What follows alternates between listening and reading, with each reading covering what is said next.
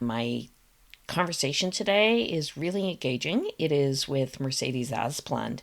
She's a yoga instructor and spiritual empowerment coach. What I really enjoyed about our story was how very heartfelt it was, how very real and very applicable to everybody in everyday life. It's not just for some, it's for all. So it was very interesting to have a conversation about how we hold emotion in our body, how we feel our history, our memories, our triggers of our emotions somatically. And once you figure out how to hear and understand where that sits in your body, that's the awareness to get you started towards addressing those areas that need some of your love and attention. So, this is going to be such a good convo. Stay tuned, because here we go. Hey guys, you're listening to the Energy of the Untamed Heart podcast, where we talk about uncaging your divinely gifted wild heart to be as free and expansive as you were born to be. My goal is to use our stories, guest interviews, and your questions to tease out what has been keeping your wild heart under wraps. I'm your host, Mielle Fox, and together we will shatter the myths of our old stories to set our wild heart free. So thanks for choosing you and showing up today. I was just wondering if you wanted to share a little bit of your backstory and kind of give me an idea of what you feel are the things that resonate the most or have resonated the most for you to become the who you are currently. Because we know the journey Okay. never really stops. Yeah, exactly. So to start you off right at the beginning, I grew up with a dad who was an alcoholic. And I think the disruption started in my life when I was about 6. It kind of kept it under control. When I was about 6, it sort of started and there were crazy things going on. And then he was in and out of my life because I'd have times I was like, I don't want to see him. And then times I would. And when I was about 15, I was like, this is it. I cannot take having him in my life anymore. And I stopped seeing him until for about 5 years. And then I saw him maybe half a dozen more times. And when I was 25, he committed suicide. Now, in the meantime, one of the things I've been sort of working on recently to sort of explaining to people is I was on the train of what I should do. So I got my qualifications at school, went to university, got a good job, and was just kind of plodding along, doing what I was supposed to do, and feeling really unhappy doing it, but just thinking that this is what life was like. And then my dad committed suicide, and I think something in my brain went off where I was just like, I can't do this anymore. And I left the corporate world and I went into, I did family, I've done lots of different family businesses, little things, little bits and pieces that have not necessarily been the things that have been right for me, but they've taken me along the way. Mm. I've done a lot of work on myself. My mum started me off when I was a teenager on reading like Louise Hay and Dale Carnegie and things like that. So I was doing that work all the way along and learning about myself. I kept going with it. I was started to do yoga, a lot of yoga, and getting into more meditation. And then I was working through the Louise Hay's book again, and I was doing it properly this time, like really working through it, and realizing this is about 10 years ago now. I couldn't look myself in the eye and say, I love you. I just literally couldn't do it. It was like, and I remember sitting there thinking, how can I not do this? This should really, it's just saying words to yourself in the mirror. But I found it literally impossible. So I worked on that. And my mom was working on it with me. So she was kind of like forcing me to do it. It's nice to have Push an you along. So no, accountability keep trying. partner. Yes. Exactly. It's always so because otherwise you just think, oh, well, I'll do that another time. I qualified as a yoga teacher and I was working doing that. And I took a year out. I was living in London at the time and I moved a few hundred miles away and took a year where I kind of regrouped and learned a lot about myself. I did lots of meditation, I was chanting the Bhagavad Gita every day and doing yoga and reading spiritual books, and really deep sort of spiritual books rather than the self-help stuff. So things that are really going to go deep into your consciousness and the way that you connect with the universe and that kind of thing. It's slightly different to the regular self-help books. And I just gradually found myself changing. And I was thinking about this today because it's now 10 years that I have been meditating every day, bar 2 months after my son was born, when my brain didn't even know which way was up. But apart from that, every day I've meditated for 10 years. And the effect that it's had over that 10 years it's been huge. And I think that's always the thing when people look at meditation, they think, oh, it's going to change my life. And it does, but it doesn't do it overnight. You don't meditate for a month and you think, oh, right, my life has changed, my brain has changed. It's the gradual drip feed of doing things like that I've found have really changed me. And then now I'm doing coaching, working with people, and doing something where I can really connect with people and actually share some of this journey with people and help them on their journey as well. Because I think to be able to touch as many lives as we can is really important. Once you've learned these things and you've been through them, to show other people that you can do it, you can move forward, and you can actually make something of your life in a way that isn't conforming to what we're told we should be. So it's so interesting to hear how you describe this. And I do have a question about meditation for you, but I will tell you. So I'm a little bit older than you, but I was raised in a family, fairly dysfunctional family with both parents alcoholics. One Oh was gosh, yeah, that's hard. definitely what I call functional alcoholism, meaning never Mm-hmm. really not, but enough to manage the day.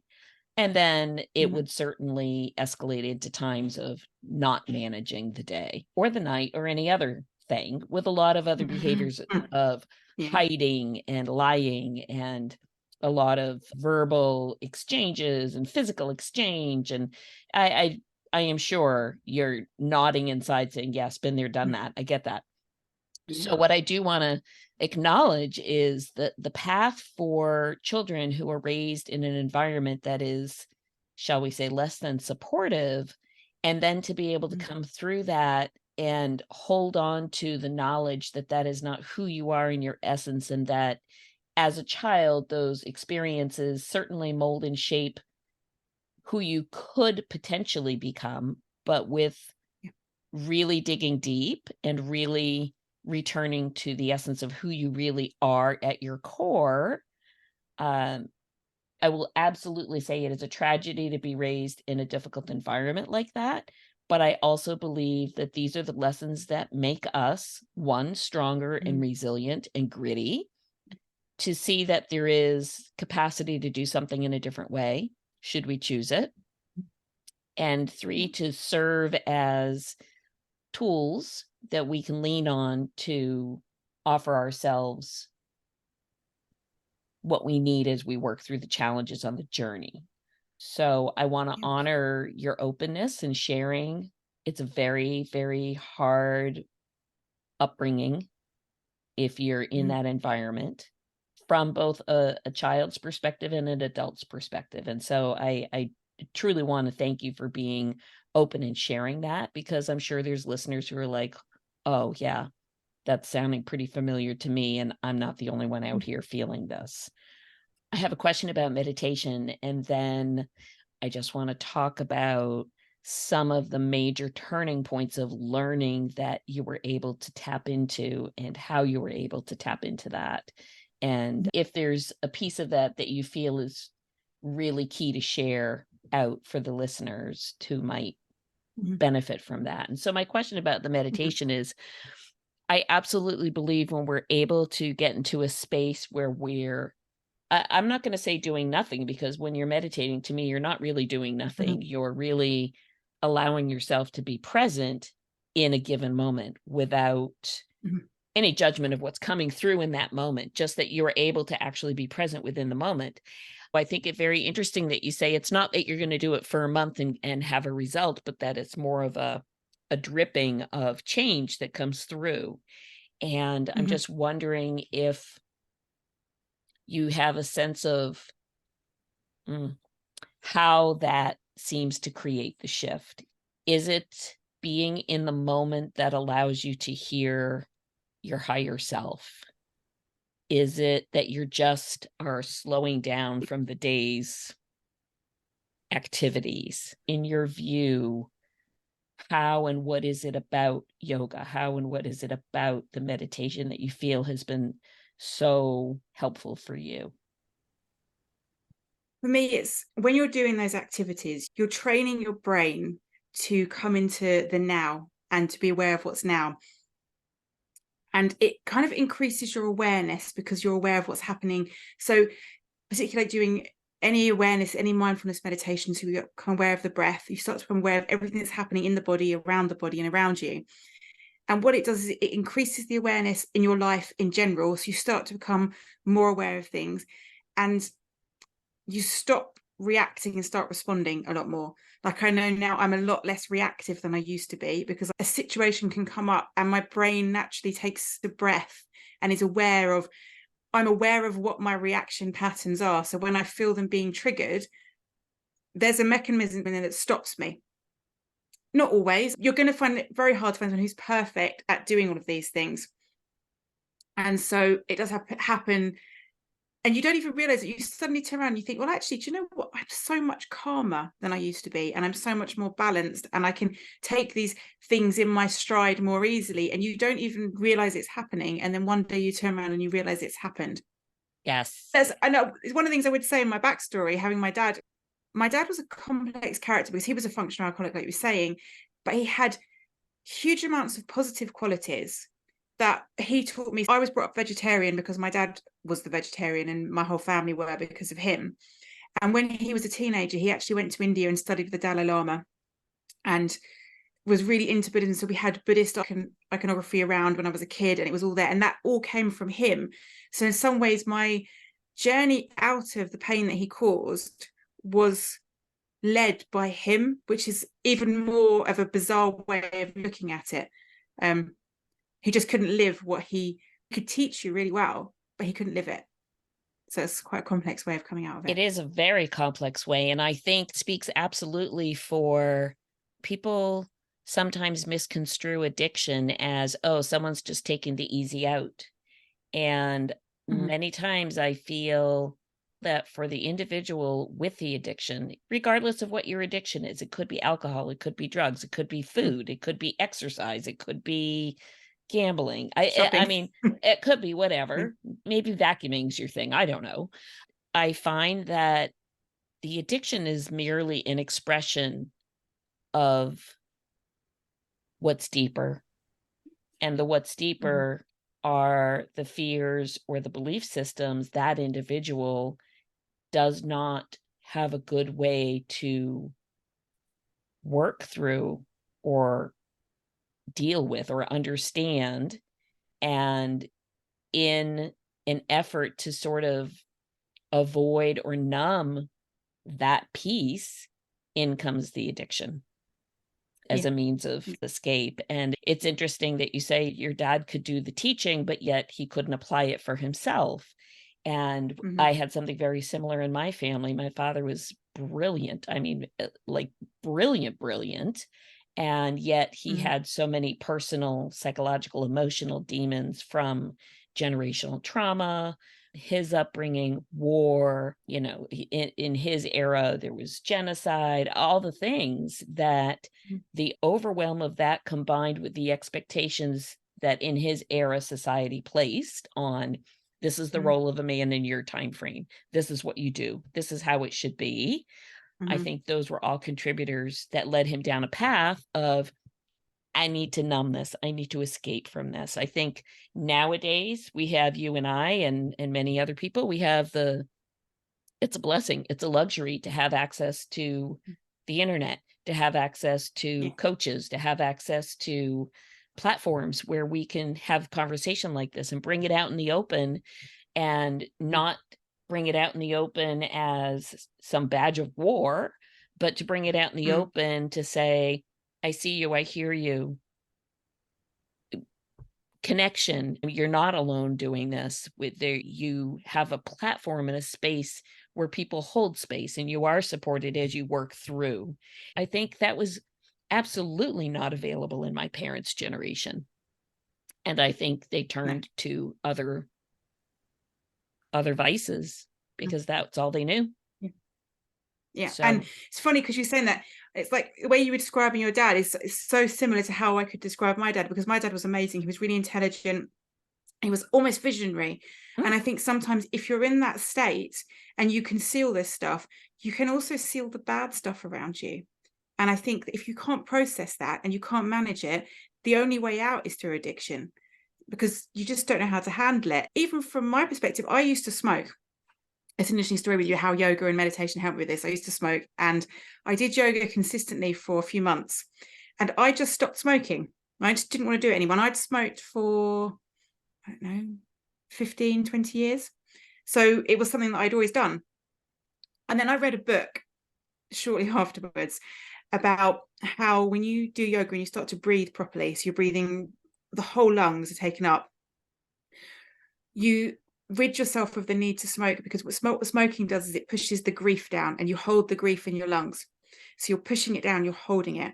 And when you learn to breathe, you release it. So the need to smoke actually just goes away. And I found that had happened to me. And when I was reading this book, I was like, that's exactly what happened to me. That is exactly what happened. And it made perfect sense. So even just learning to breathe properly, because most of us don't, we breathe up here and we don't use the whole of the lungs. The impact that can actually have on your life is incredible. It's really interesting to hear you say this, because it kind of brings it full circle, where I think there was a window of time where people really made a distinct separation between what do I feel, what is going on in my body, and what do I think or believe. And then, of course, they would kind of take the spiritual component of what's going on outside of us. And it was literally like three drawers, three separate drawers in three different places, and they were very unrelated to one another. And of course, we very clearly know that there's a direct communication, because we're all energy in mind, body, spirit. And it's so interesting to hear your explanation of when the breath opens the lungs up and allows the release of the emotion that's been held in that place, that the need to cover it up goes away. Do you find that with yoga that there are similar releases in other areas of the body that would be similar to the breath work that we know about grief in the lungs? Yeah, there's those, for example, in the hips. This is an area I have struggled with the most. My hips have been really, really tight. And that's linked to basically having a protection around the heart, which is something that I have had my whole life. I found it very difficult to open myself up to people, to be vulnerable, to connect at a really connect on that heart level, to actually let people in. And one of the things I suffered from was really tight hips. And now, since I've been doing a lot more of this work and I can talk about things, my hips are a lot more relaxed. I don't think they're ever going to be, I'm never going to look like super flexible, bendy person, because I don't think my hips literally do that. I think that's one of the misconceptions people have when they do yoga, is they think they have to be really flexible to do it, because there's so much imagery out there of these really flexible people doing it. I'm perfect evidence of the fact you really don't have to be flexible even to teach. You just have to know how to move your body and how to breathe. And my teacher always said to me, if you can breathe, you can do yoga, because that's all that really matters. And it's those little releases. So as they release gradually in your hips, you notice the difference. Your hips gradually release and everything relaxes. And it's a really weird connection. And people don't realize how much of the emotions we store in the body. And then obviously, with as well as the hips, you've got the psoas, which is probably one of the most well-known muscles. It's the biggest muscle in the body. And we hold so much tension in that. You can actually see by how the way someone walks. When you see someone who often walks with their feet turned out, they've got really tight psoas. Okay, so they're holding a lot in there, and you hold a lot of emotions in the psoas, and all different things will be released as you get more flexibility in that area. It's fascinating to me. It's really interesting, because I feel that some of us, we have completely missed this connection. And I think this connection is so critical, because it's a reminder that we hold emotions somatically within the body. And the expression of where does it show up in your body is absolutely a roadmap to and from your heart, basically. You're describing it in the lungs and into the hips, and what kinds of emotions are held in which portions of the body.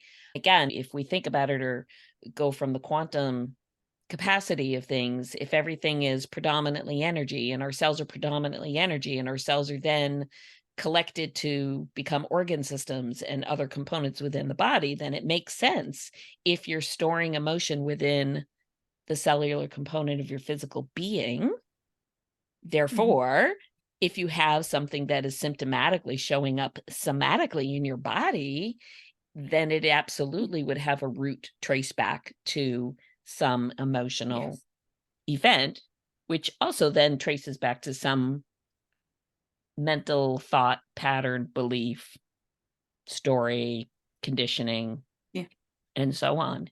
Physical conditions coming from the body, like from the mind into the body. I think as well, a lot of that gets misconstrued because when people talk about children that are not well and they say, well, what have they got? Why are they getting ill? I think that what we don't realize and what we don't account for so much is the generational trauma that we store within our bodies as well. So we're not just storing what's happening to us and what we're feeling emotionally, we're storing what happened to our parents, what happened to our grandparents, and more than that, what happened to our society going back generations and generations. And it's actually been proved that we are storing that in our body and we are carrying that through with us.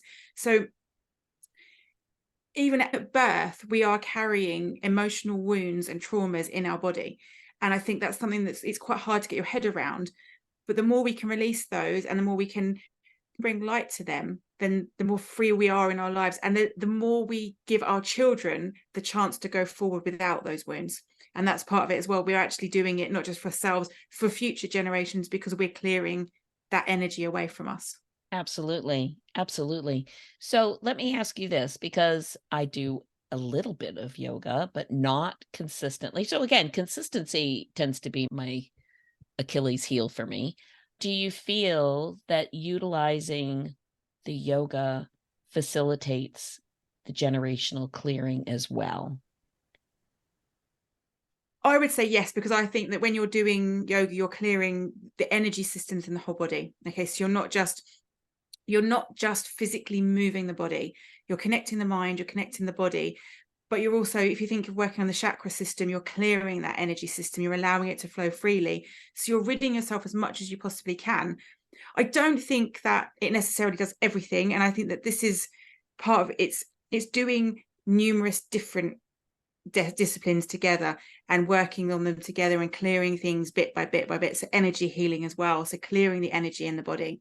I think as well, when doing energy healing, I think people realize you can actually do it for yourself. You can just ask for the universe to help you clear the energy of your body, and you can just run your hands over your body and you can actually clear your own energy. And it's useful to be able to do that if you're in a negative or toxic environment when you leave, to actually clear your energy system of that, so you're not carrying that with you as a residual energy. Because we take energy from other people, we carry it Sure. around with us, and we deposit it all over the place and we keep it with us. It affects us. So being able to cleanse yourself of that as well is always really handy. So it's putting a number of things together, It's and really awareness as helpful. well, just being aware of it.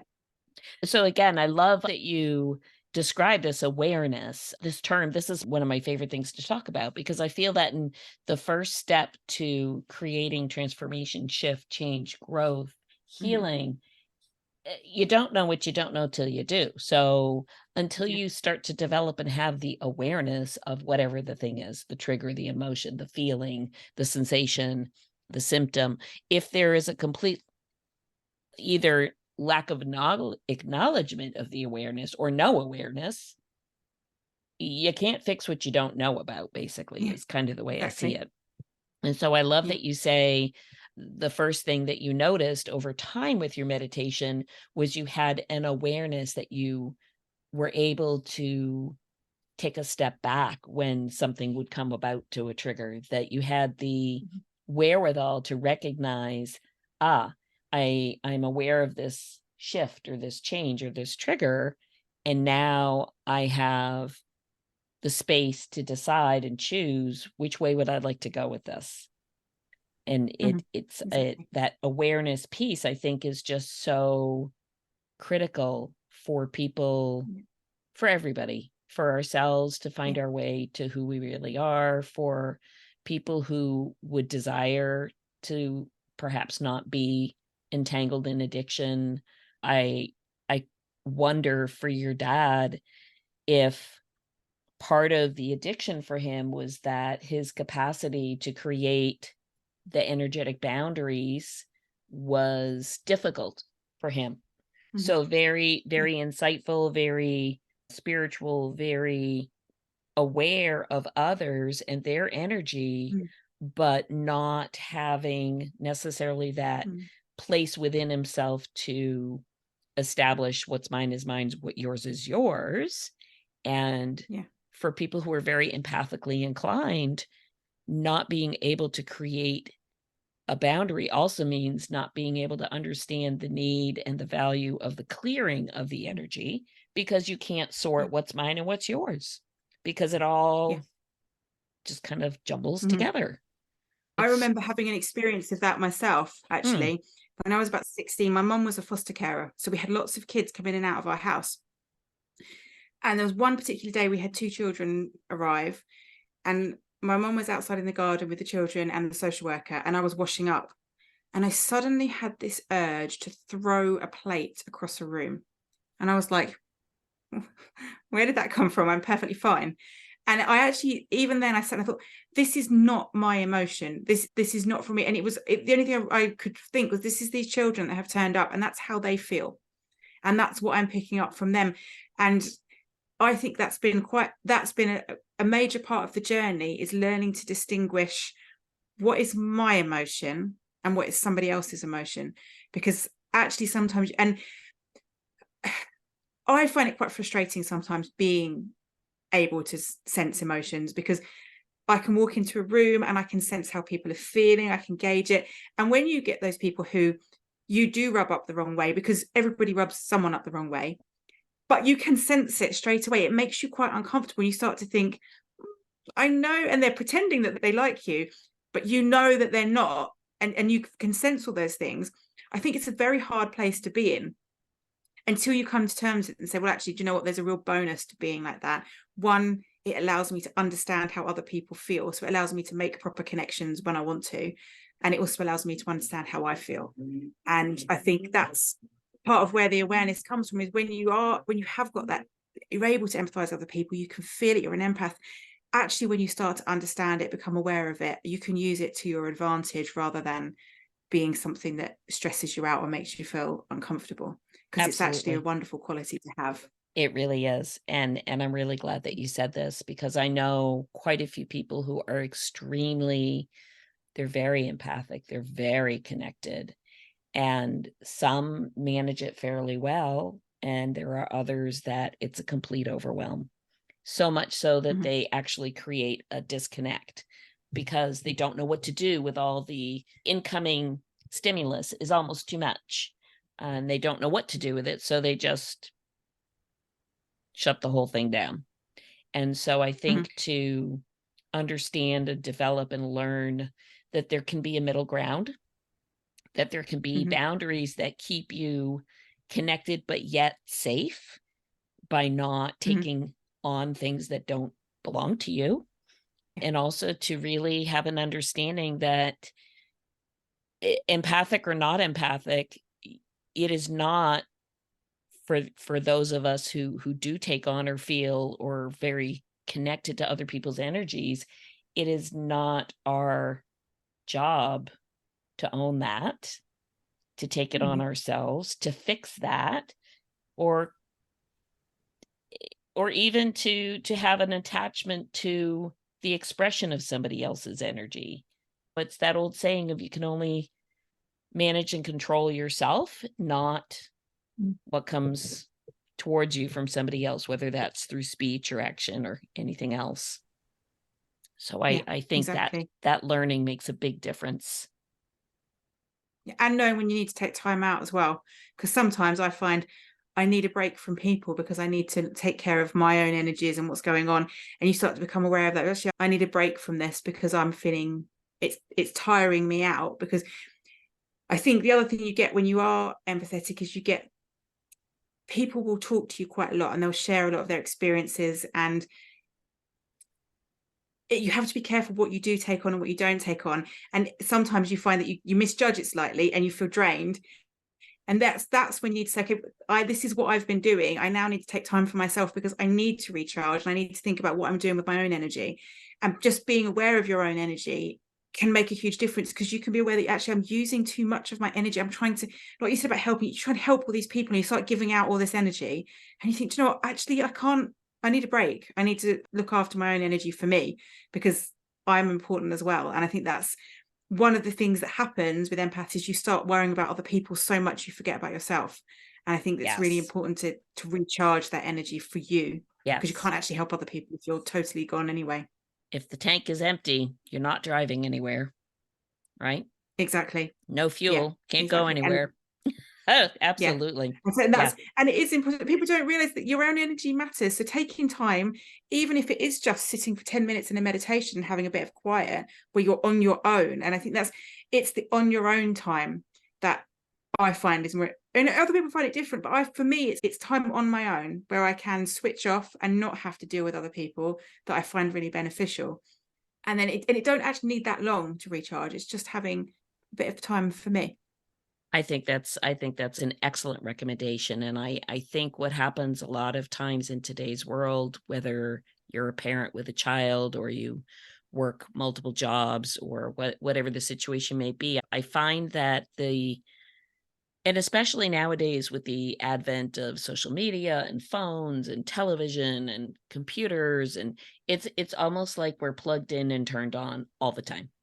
Whether Mhm. it is I'm busy caretaking or running around or working, or I can't sit in my own space quietly, so I'm on my phone scrolling, I'm on my computer, whatever the thing is. And I think your point of step away and just be in the moment, not connected to a Mhm. device or an activity or in anything specific, where you can really Mhm. focus on just being in that moment, is an enormous recharger. Yeah. Absolutely. And Yeah. connecting with yourself. So you're disconnecting from Yes. everything else and you're connecting with yourself. And that self-connection is actually what will help to keep you sane in the long run. It's the thing that will help the most. Absolutely. Yeah. I live close to pathway through the woods, and day job is extremely busy, a lot of energetic exchange, a lot of talking, a lot of doing. I really literally feel when I'm home and I can go out in the woods by myself and Mm. just wander. Yeah. That's literally like a walking meditation for me. It's the time Yeah. where I don't have anything else but myself, and it's important. It's really important. Yeah. Yeah. Yeah, very I know much. I lived by the beach. I used to like going for a walk when my son was little in a pram, taking him for a walk by the beach. I really enjoyed it. I don't enjoy it so much now because he talks nonstop and wants to get out and do things, and I can't get. There's no peace. There's no like going anywhere. It's like nah, nah, nah, nah, nah. So I'm like, we're not going to do that. I'll find an alternative way to do it. That's only a small window of time, so as Yeah. difficult as it is, enjoy it because it won't last forever, and you'll wanna go Yeah. back to it at some point. So, and there's a beauty I in know he's everything. adorable. Yeah, Yeah, he's very loving at the moment. yeah, at the moment. I know it Nice. doesn't last. He wants to kiss and cuddle all the time. Yeah, it's a phase, but it's a lovely phase. It's a very Yeah. genuine and authentic phase in small children, Yeah. which I love. Yeah. It's very pure and it's very free. They don't Yeah. hold any judgment about what does it mean or not mean. They just express. And I love Yeah. it because it's a lesson for us to return to our creative self. We see Yeah. that in small children, and to me, it's a reminder of tap into that small child in you Mm. that was creative and fun and expressive and joyful, because that's really who we Yeah. are deep down. And if you want to learn where you are on your spiritual development, look after a toddler Mm, and you'll find out. very You'll quickly. find out just where you are, because they will find every angle to send you insane. Yeah. It's good learning, isn't it? Yeah, So it's funny. amazing. Yes. So tell me, how do people find you? What types of coaching do you share and offer? I'm on Facebook and I have a Facebook group which is inner transformation and awakening community, if I get my words out. Within that, I do actually do a lot of free coaching. I've started group coaching programs, but I do one-to-one with people if they want to. But I've also launched a membership, which is $7 a month, and it's called the Self-Love Circle, because I want to make things affordable for people so they Sure. can actually get the benefit out of it. There's going to be monthly coaching on that. And then there's a course and a supportive community as well, where you can get advice and tips. It's the cost of a couple of cups of coffee to make it so that people can get the support and help that they need along the journey without having to spend thousands of pounds on a coach, which is actually out of the realms of the majority of people. Sure. Um, If folks want to get a That's my hold of main you aim, is that to help. way, through Facebook Yeah. or through another, through the Facebook is the Facebook best group? way to get me. My name is Mercedes Aspland, so I'm quite easy to find on Facebook because I am the Sure. only Mercedes Aspland. It's quite good Well, having an unusual that's a name. true statement. There's only going to be a one Mercedes Aspland, right? Exactly. Yes, I love it. Yeah. I will type it out in the show notes so it's easy and clear and accurate for folks to find. And I love that you offer that's a beautiful membership. And truly, Mm. when people, it's so funny what people choose to spend. If they're willing to spend, $7 having a cup of coffee, Mm. the value of what you can gain in $7 to learn how to return home to your heart is a bargain. Yeah, I mean, who in their right exactly. mind would do such a thing, right?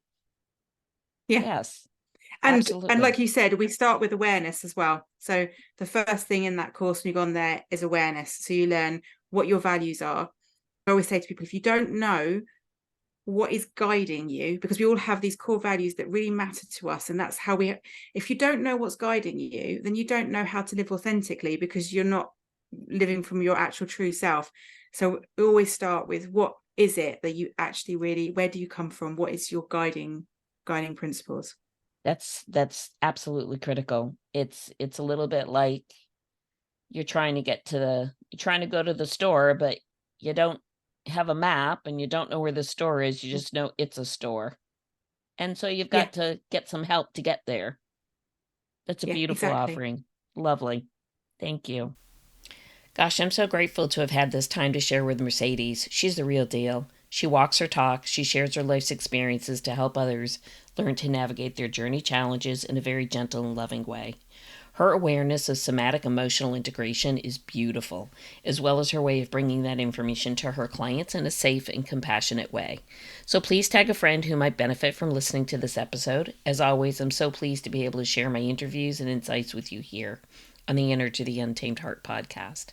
Subscribe on your listening platform so you don't miss any of the upcoming episodes.